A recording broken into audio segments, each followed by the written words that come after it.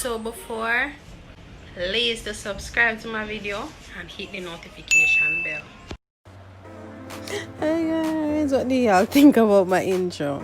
Like, I don't know, like, this hairstyle gave me this confidence. I felt so bold.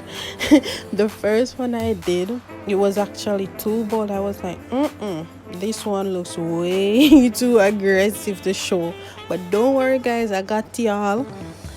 Check the link in my description and I'll be uploading the first one. You guys gonna see how bold this hairstyle really made me. So anyways guys, let's get into it. So today I'm gonna show you how to do that hairstyle.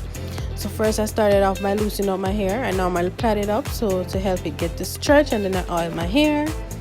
So I'm just oiling back my hair to add some more moisture to it. As you can see, it looks really dry. My hair gets dried really fast, so I try to always moisturize it.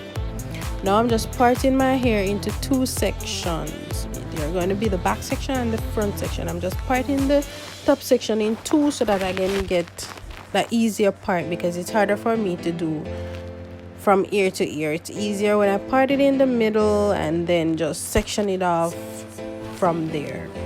So that's what I'm doing now. So as you can see, the part isn't perfect guys. If you are not a professional at this, do not feel any way if the part is not straight. It doesn't always have to be straight. You just have to ensure that when you're doing the style, you cover it up enough.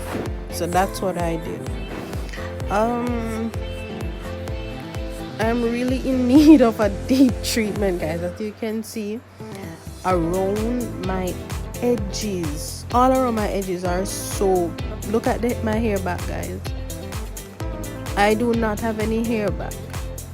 I really need to do a deep treatment guys. So if you have any videos with deep treatment or any ideas guys, just comment in the down below and I'll try it out.